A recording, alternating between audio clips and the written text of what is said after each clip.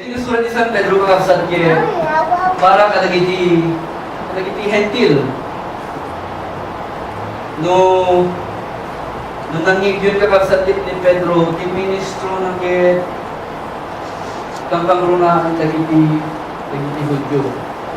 Ito San Pablo ti mainly nga ministruwen na kaya dagiti hentil. Ngayon, dati nga pa sa iti Biblia na surat ni San Pedro para kadagiti hentil na Hudyo. Ngayon, dagitoy ket mamati da ken ni Yesu Kristo. Aduda din ang naiwaras-waras iti na itong dumaalubaren no malagip tayo kakabsat. Dagiti napaspasamak iti libro ti dagiti arami nga aduda nga nabuot sa saran ti Espiritu Santo ket nagbalinda amin asaksi. Nagbalinda amin asaksi na ni Apo Jesus ket nabungag ket isu daytoy tinaimbag na damag nga inwaras da amin. Kasla kada tayo idan kakabsat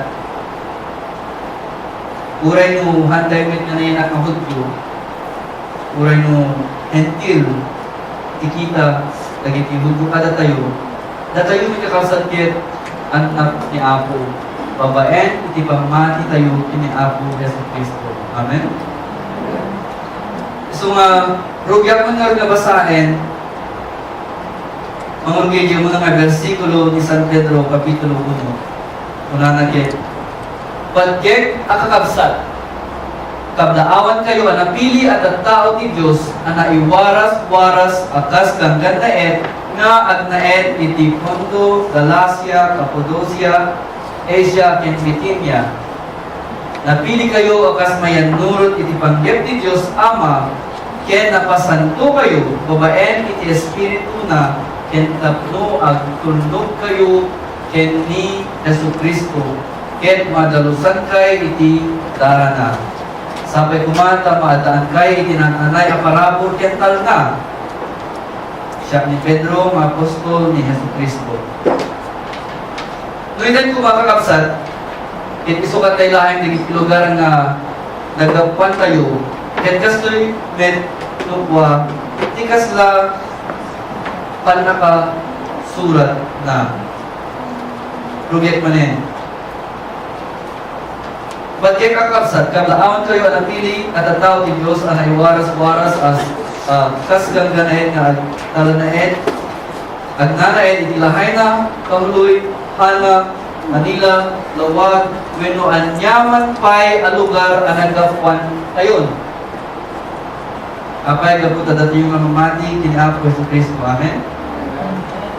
Datayo nga nga Hudyo yung mamati tayo met kini Apo tayo Yesu Kristo napili na kayo napili na tayo amin akas mayan minulot iti panggep ni Diyos Ama ken napasanto na tayo babaen iti Espiritu na ken magtulnog kayo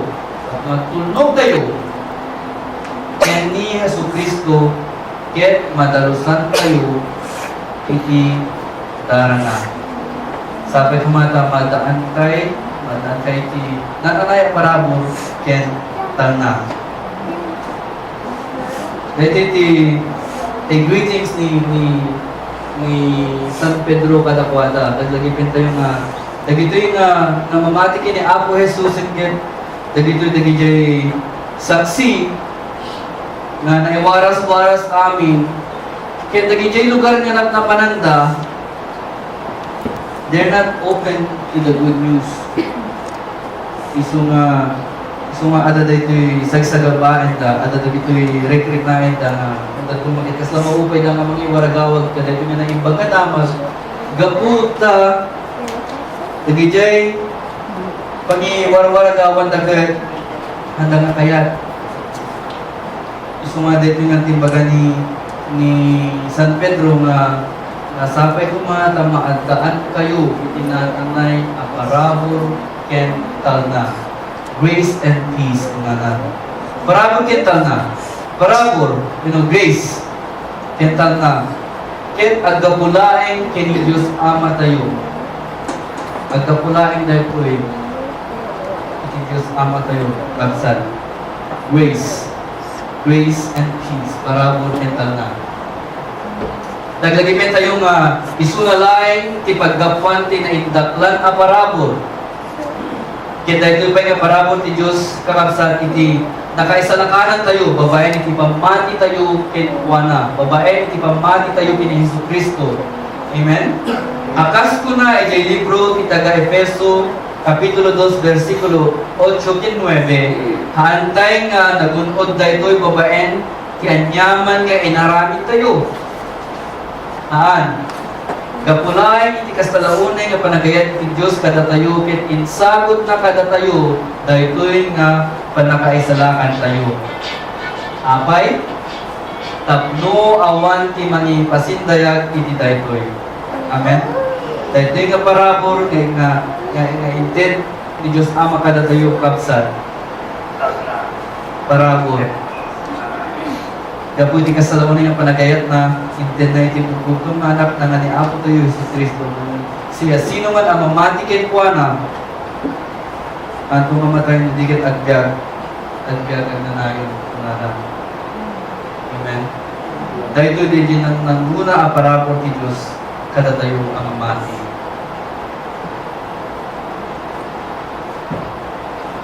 Itrong dyan tayo nga rin mensahe tayo. Diyan natin ni Sister Jen basa ka dahil yung key scripture tayo, key verses tayo. Yan ko na yung versikulo 3 ng libro ni San Pedro, Kapitulo 1, versikulo 3. Madaydayo ti Diyos ken Ama ni Apo tayo a Hesus Kristo. Gapu iti dakkel a kaasina na ipasngay tayo iti baro abiyag babaen iti panagungar ni Hesus Kristo. Si bibiyag anamnama ti impaay kada tayo daytoy a baro abiyag. Versikulo 4. Namnamahin tayo nga rod at awalin tayo dagiti nawadwad a bendisyon adi agrupsa di madadael wenno mapukaw na iduldulin ti Dios sa dilangit. Agpaay dagitoy kada kayo babaen iti pamati ay wanan na kayo ti Dios adingga adunteng ti pannakaisalakan. Na isagana may pagudagyak iti kamaubyanan at tiyempo. Kakabsat, gaputa na gumar ni Apo tayo Hesus Kristo. Gaputa na gumar na ipasngay tayo iti baro abiyag. Amen? Sino kada tayo iti mamati nga ni Apo tayo Hesus Kristo kaya sinibigyan kita? Sinilararan tayo dito Semana Santa. He is risen. Sabi ko nga datayo amin kakabsat at mamati nga nagungar. Amen? Apay nga masapo tayo nga mamati nga nagungar ken si bibiyag ni Apo tayo Hesus Kristo ita. Kasi insuro ni Pastor Miguel kakabsat na naggapod ito yung Biblia. Naggapod ito yung Biblia. Nagkapu iti Biblia ngayon suro na pagkasmit isurusuro mi nga isurusuro kada kayo kakabsat nga awanin paggapuan iti nidumduma pa nga isurusuro nga nakadiyusan o dilakit pagkapu iti Biblia. Pagkasin suro ni Pastor tayo isu daytoy gaputa na gumar ni Apo tayo Hesus Kristo, isu dayta iti pundasyon ti pamati tayo Kristiyano. That's our foundation as a Christian. Gaputa na gumar because He lived. Gaputa na gumar amno tayo nga napakawan dagiti basbason tayo. Amen? Because He lived, we know that we are forgiven. Amen? Gaputa na gungar dagiti na mati ken datayo nga mamati ken maadaan to ti baro abiyag. Amen. Those who believe and we who believe will have that everlasting life, the brand new life that He promised. Gaputa na gungar kakabsat ammo tayo nga isuamin nga imbagana ken isuamin nga kari na kadang tayo nga mamati ken kuana. all of these promises ket pudno. Gaputan na gungar kakabsat amin nga karkarina kadagiti adalan na idi kinda tayo mamamati kay kuana ita ket pudno. Di kani kakabsat ket dagiti imbagana ang mapasamak to ahaampay ang napasamak.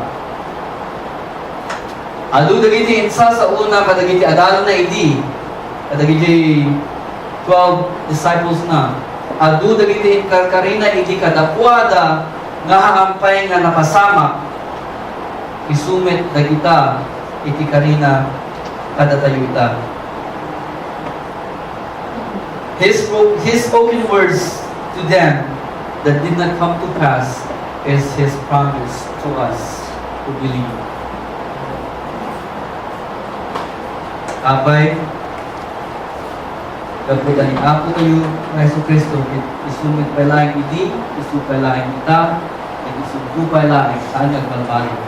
It's the same yesterday, today, and forever. Isunahan nagbalbalo. So tikari kakabsat lagi dito na dagiti karina kaya dagiti bagana ang mapasamak to ahan pa'y mapasamak kung maampay na inatangan.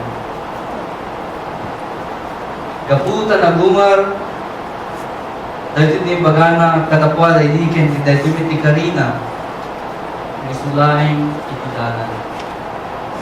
Isulaing itidalan kinti pudno kinti biyag na awan ti makapan iti ama diket magtakin kuana akas magbiruban iti San Juan kapitulo 14 versikulo 6. Hindi pan panunong tigdati nga mensahe kakabsat kit dati kumati tema na i-share ko kuma nagaputan ang gungar isulaing itidalan isulaing itidalan amapan sa dilangit. Dahil iti may isang karina kanakwada, ibaga na kanakwada, iti tamit, iti karina para katipay iti kakabsat. Ket iti panagumar na, ti mampaneknek iti daytoy nga imbagana, dati nga imbagana, ket pudno, maisulay, iti dalan, iti pudno, ket iti biyagaan, the way, the truth, and the life of tunana.